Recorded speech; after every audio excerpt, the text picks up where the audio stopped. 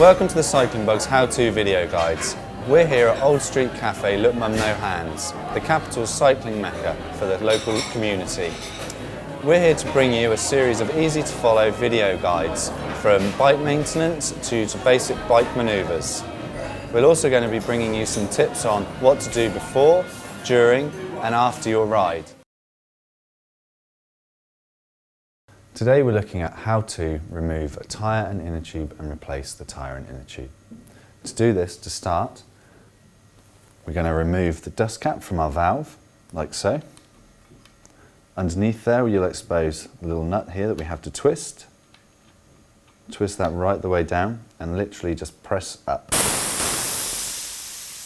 As you can hear, all the air has left the inner tube. Once this has happened, we're going to go around and just free our tyre up, like so, making sure it's not stuck to the rim at all. If it's been on for a while, they can stick in there.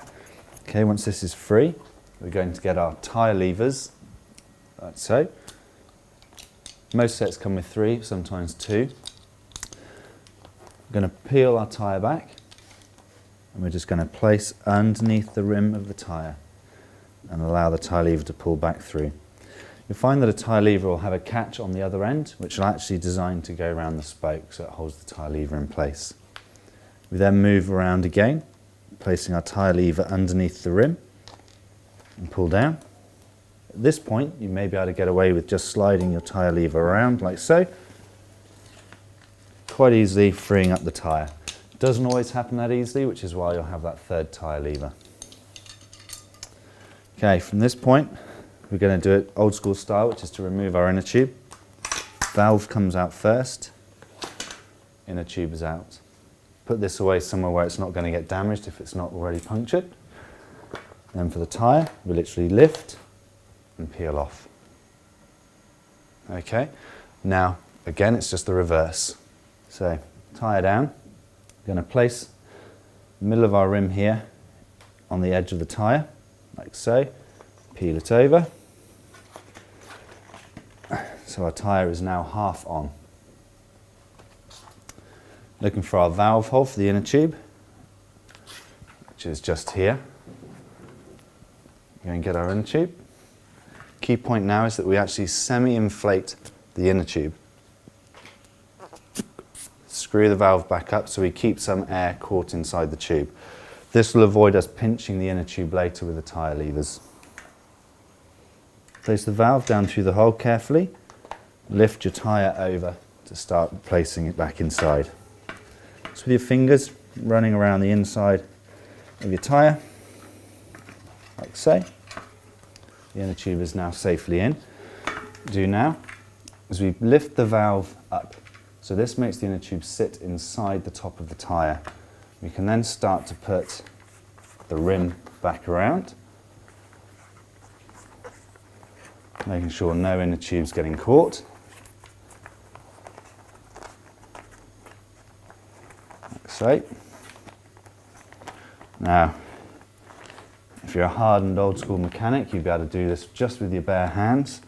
But for us mere mortals, we may end up using a tyre lever to pop the tyre over, or we may be able to do it by hand.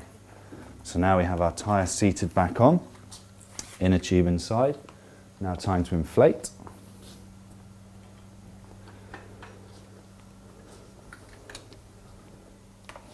What you have to do is unscrew the little bolt at the bottom again.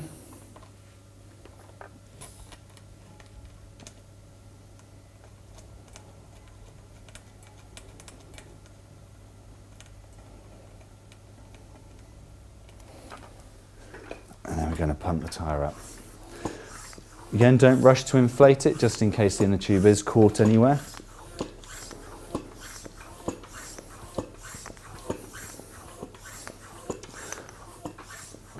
So our tyre is inflated.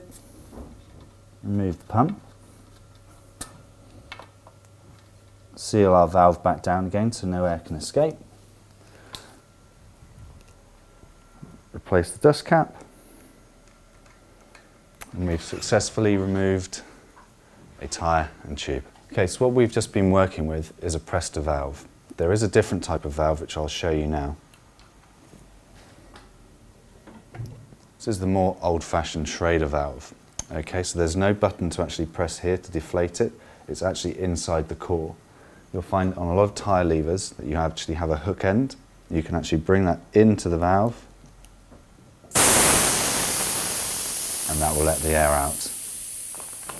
The rest of the changing is exactly the same as if it was a Presta. Hope this helps. For more tips, videos and to share your experiences on the most supportive and friendly cycling community on the web, please visit The Cycling Bug.